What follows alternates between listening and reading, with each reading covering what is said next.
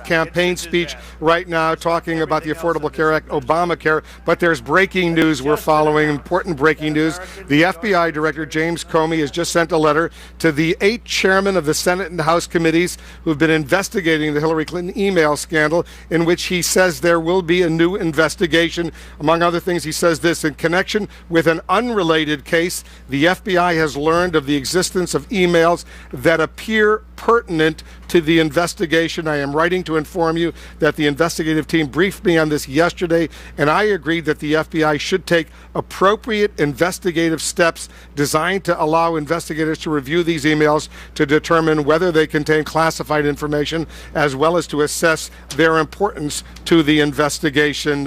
Gloria Borger, for the FBI director to make this announcement 11 or 12 days before this election, based on the information he has, I assume the information must be very, very significant. Well, if he's going to reopen his FBI investigation based on the new information he received, it can't just be some tangential issue. It's got to be something significant. Well, we don't know, Wolf. He said the FBI cannot assess whether it's significant, but I'll tell you one thing. Reopening an investigation that was closed into Hillary Clinton's email server, not necessarily her personal emails, but her server, is something that is pertinent to this election. And I think that Comey, as you know, has been criticized by both sides over this matter.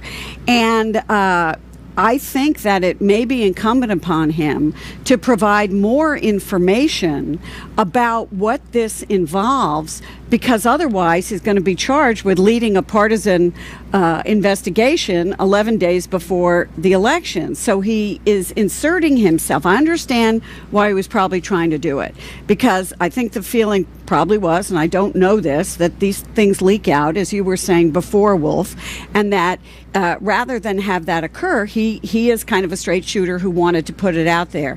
But having done that and leaving this thing dangling without knowing how significant it is, without knowing what the other investigation was, without knowing any kind of sense of whether this is Hillary Clinton's emails or emails that were on her server, just leaves it dangling out there and makes it even more of a partisan football than it already was before, with all these unanswered question. Juana Summers, this is clearly something that the Hillary Clinton opponents, the Donald Trump campaign, you just heard from Donald Trump himself, they're welcoming this big time, as they say. Kellyanne Conway tweeting, "A great day," she's the campaign manager for Trump, "a great day in our campaign, just got even better. FBI reviewing new emails in Clinton probe."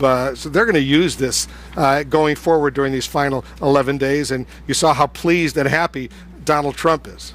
That's become immediately clear over the last 10 minutes as this story has kind of been developing. As I was scrolling through my inbox while we were listening to Donald Trump, there is statement after statement from Republicans on Capitol Hill, including Speaker Ryan, including Congressman Bob Goodlatte, who chairs the Judiciary Committee, saying that, this is unacceptable. She shouldn't get these classified briefings, that this is a huge problem for her and shows her recklessness. If I'm a Republican advising a candidate in any political race up and down the ballot, I am telling them to begin their speeches talking about this issue, to point out the fact that we have a candidate in Hillary Clinton who's compromised, that voters can't trust, and that is a way that they could certainly kind of get back in the game, perhaps to tighten the margins in some of these tight Senate, tight House races across the country. They've been given a bit of a political gift with this one, and they'd be smart to run with it. Yeah, Michelle Kaczynski is our White House correspondent. Michelle, and the Speaker of the House, Paul Ryan, just issued a statement, among other things, saying, calling on the Director of National Intelligence to suspend all classified briefings for Secretary Clinton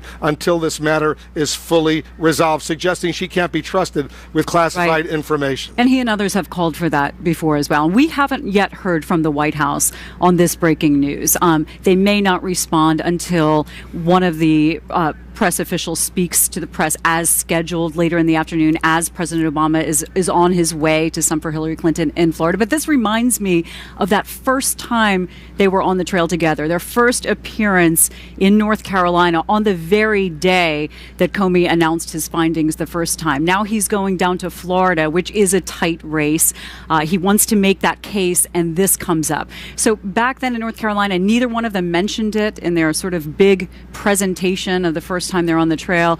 It'll be interesting to see how he addresses it. What we've seen is a much more comfortable President Obama. He's looser. He speaks his mind more, and he says, "Look," and he speaks much more comfortably about some of the issues that are out there. So I'm curious to see whether he finds a way to address this head on, in that same vein of, look, here's what's being said. Here's what I know. Here's what I feel about it. Or does he not address it at all? I suspect he won't. It's his FBI director. Yeah, I suspect he's going to stay out of this one. He's not going to get between the FBI director and Hillary Clinton right now. But to make that case himself in his own words without addressing the investigation. Laura Coates is our legal affairs advisor, our analyst right now, I should say. Laura, how extraordinary